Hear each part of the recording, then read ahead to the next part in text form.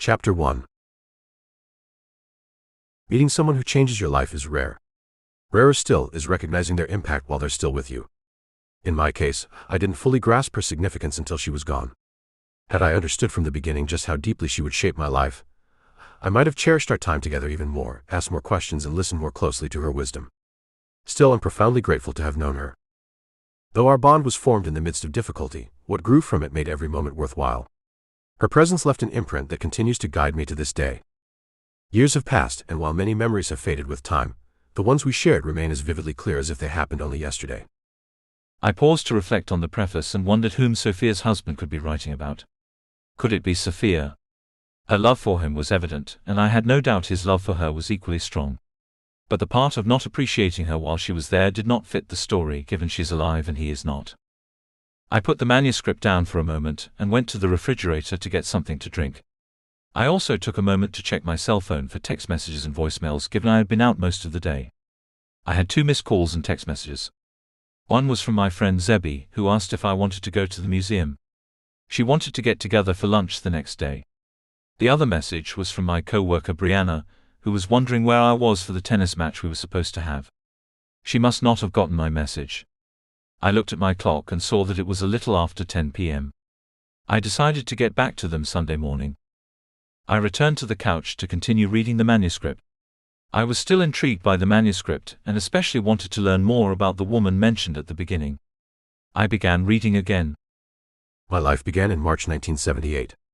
Though I don't know the exact date or location due to incomplete records, my parents told me I was born in a makeshift hospital in a nearby town. I was named after my father and was the second of 3 children. I spent my early years in a small agricultural village that stretched over 100 acres and was home to about 70 people. The community consisted of 6 extended families who lived in simple homes spaced far enough apart to offer privacy, yet close enough to maintain strong relationships. Life in the village was deeply rooted in farming. Without electricity or modern tools, we relied entirely on manual labor. Each family grew various crops to feed themselves and stored surplus for seasons when critical crops could not be grown. Despite the hard work, the simplicity of life gave the village a unique sense of peace. Crime was virtually unknown, and disputes were resolved quickly and respectfully. Roles within the village were clearly defined. Men were responsible for planting, harvesting, tending animals, and making important decisions for their families. My father worked from sunrise to sunset and was the driving force behind our farm. He planted watermelons, rice, beans, and sweet potatoes, and even gave me a small piece of land to grow whatever I liked. Boys like me helped by tending animals, carrying food, and fetching water for the workers. Women stayed at home, teaching the girls how to cook, sew, and manage other household chores. They prepared meals, made coffee, visited the local market, and cared for the children. Although men typically had the final say, my mother played a significant role in decision-making. My father respected her voice even when they disagreed. Life in the village had its share of joys, and weekends were always the most eventful. We often found ourselves in scuffles with a particular boy and girl who were about our age. I usually ended up fighting the boy, while my younger sister took on the girl. Although we occasionally outnumbered them, they often won, since our older sister rarely chose to get involved. These skirmishes were kept hidden from the adults, but when discovered, we were punished and sometimes sent to our rivals' home to apologize. Despite the ongoing tension between us as children, our families remained on friendly terms. We shared the same water spring and often helped one another during planting and harvest seasons, which kept the spirit of cooperation alive. We found joy in the simplest of activities. We built and flew handmade kites and spent our days roaming the countryside hunting birds and wild turkeys. I especially loved playing the banjo alongside my father and uncle, and joining the lively sing-alongs my father often led. In his younger years he had been a musician and songwriter, and though he eventually settled into family life, his passion for music never faded. It remained a constant presence in our home, bringing us together and filling the air with warmth and rhythm. New Year's Eve was especially meaningful. No one went to bed that night. We stayed up singing, eating, and sharing stories. The challenge for us children was staying awake until midnight. Even my arch-rival and I would declare a temporary truce. On New Year's Day, we visited relatives to offer blessings and receive theirs in return. For that one day, old rivalries gave way to celebration and connection. Schooling began early for me and my older sister. From the age of 5, we walked about an hour each way to attend school in the nearest town.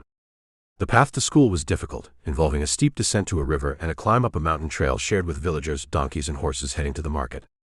The river crossing was especially dangerous during the rainy season, when the calm stream often swelled into a raging torrent.